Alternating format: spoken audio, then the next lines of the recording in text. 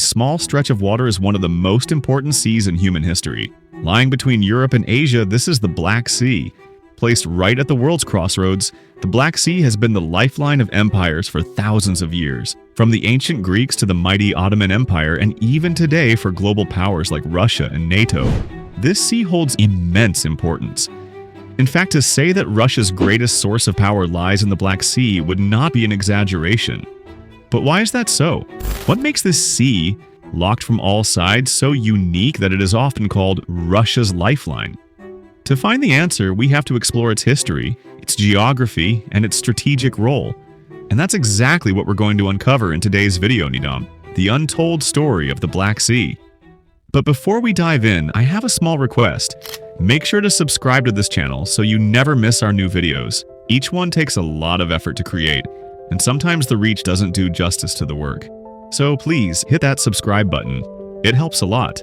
Now let's begin this journey. The geography of the Black Sea is nothing short of fascinating. It is surrounded by 6 countries, almost giving the impression of a giant lake. To the north lie Russia and Ukraine. To the east, Georgia. The south is guarded by Turkey. And on the west, Romania and Bulgaria complete the circle. Because of this shared coastline, all 6 countries rely heavily on the Black Sea, both for trade and for defense. But here's the catch. The Black Sea has only one connection to the outside world. A narrow waterway just 700 meters wide called the Bosporus Strait. Through this single passage, every ship must pass. From the Black Sea, they enter the Sea of Marmara, and from there, through the Dardanelles Strait, they finally spill out into the Mediterranean. These 2 choke points in Bosporus and Dardanelles are under the control of one country, Turkey, and they are the only gateways linking the Black Sea to the rest of the world's oceans. That's why Bosporus has always been critical for global trade. Every day, countless oil tankers and commercial ships pass through here, carrying goods from the Black Sea nations to the wider world. And because Turkey controls this vital artery, its geopolitical importance rises sky high. Now, every country that touches the Black Sea uses it in its own way. Ukraine ships its grain to the world through the port of Odessa. Georgia relies on its Batumi and Poti ports to trade with the Caucasus. Romania and Bulgaria use their ports to link Eastern Europe to global markets. And then comes Russia. For Moscow, the Black Sea is far more than just water.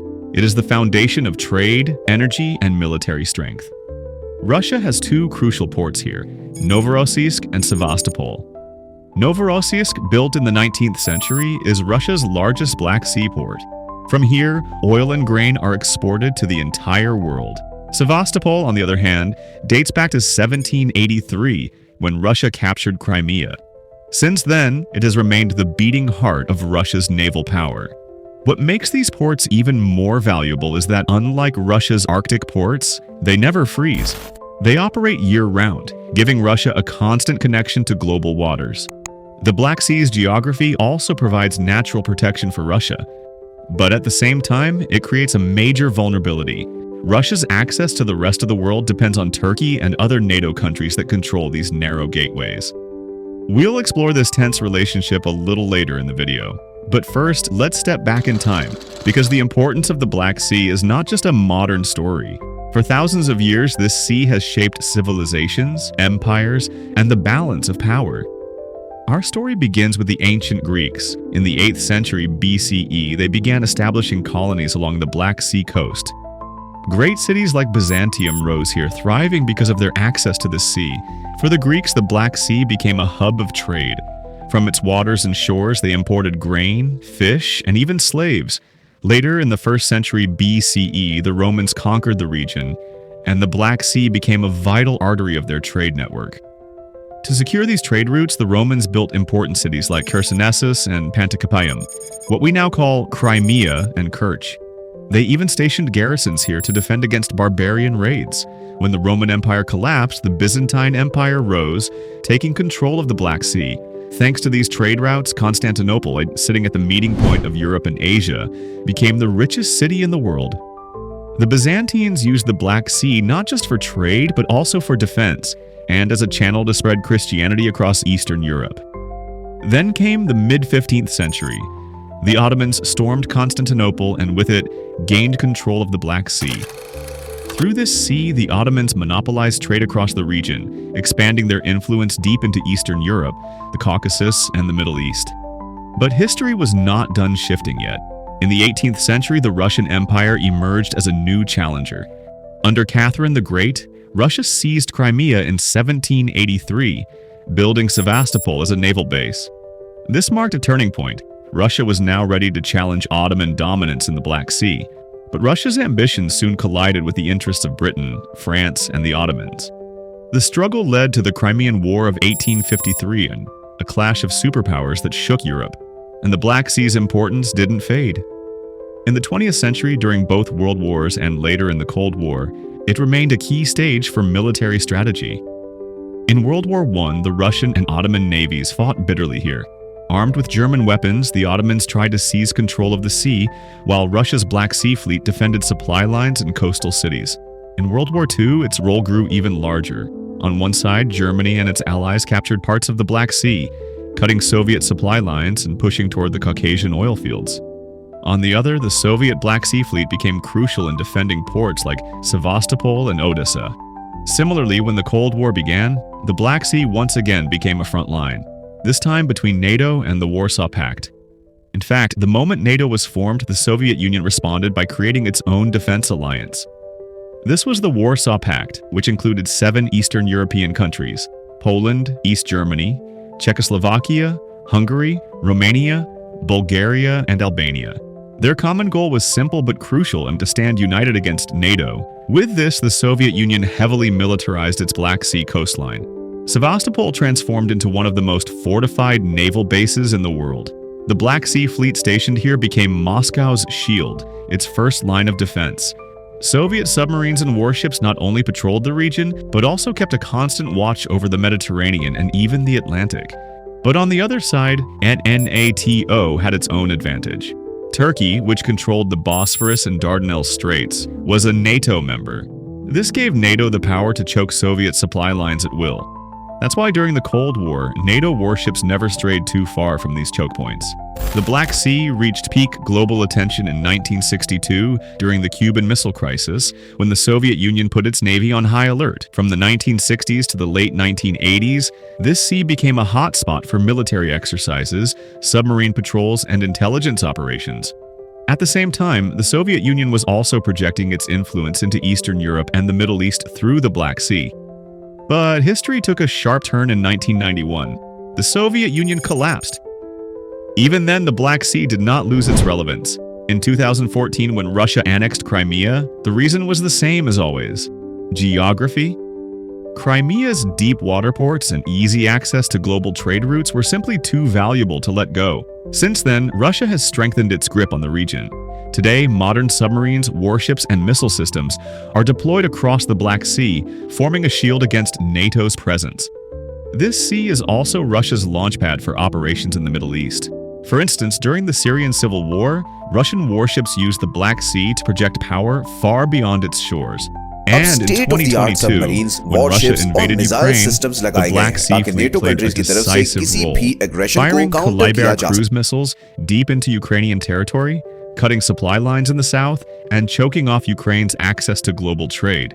But the Black Sea is more than just a military stage. It is also Russia's economic lifeline. Around 30% of Russia's export, oil, gas, and raw materials, pass through this sea, generating billions in revenue. The sea itself is rich in resources.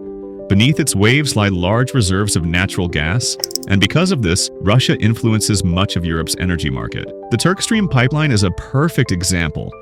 A project that allows Russia to supply gas directly to Turkey and southern Europe while bypassing Ukraine, reducing its dependence on unstable trade routes. And it's not just energy.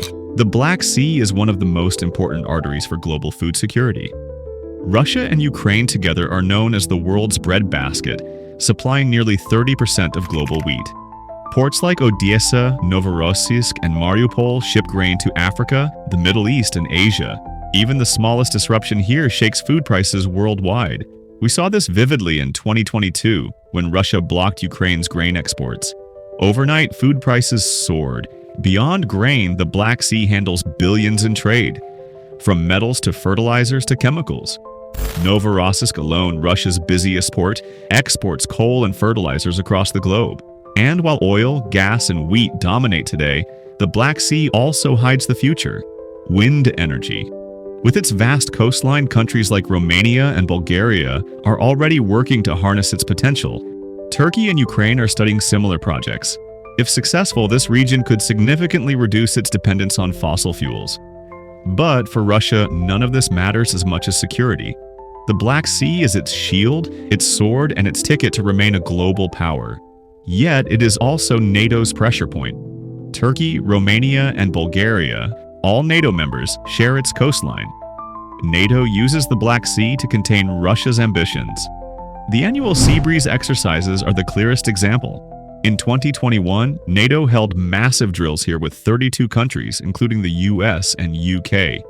These exercises tested everything from naval warfare to air defense, aimed squarely at pressuring Russia. Sometimes, though, these maneuvers come dangerously close to open conflict. During one such drill, a British warship approached Crimea, only to be shadowed by the Russian Navy, sparking a tense standoff. Beyond drills, NATO has built real defenses. Romania now hosts the Aegis Ashore missile defense system, capable of intercepting Russian ballistic missiles. Bulgaria operates advanced surveillance radars, monitoring the region constantly. Turkey, meanwhile, plays a unique role. Though a NATO member, its relationship with Russia is far more complicated. In Syria and Libya, the two powers have clashed, yet they also cooperate in trade, energy, and diplomacy. Projects like the Turk Stream pipeline and Turkey's Akkuyu nuclear power plant highlight just how deeply tied these rivals are. And this brings us to the central truth. Whoever controls the Black Sea controls the balance of power across Europe, the Middle East, and beyond. It is a choke point where trade, energy, and security all intersect. For Russia, it is more than water, it is survival itself. Beneath its calm blue surface lie resources, roots, and rivalries that shape the world. And as time moves forward, the importance of this sea will only grow. If you'd like to see more map-animated deep dives into geopolitics like this, let me know in the comments below. See you in the next video. Goodbye.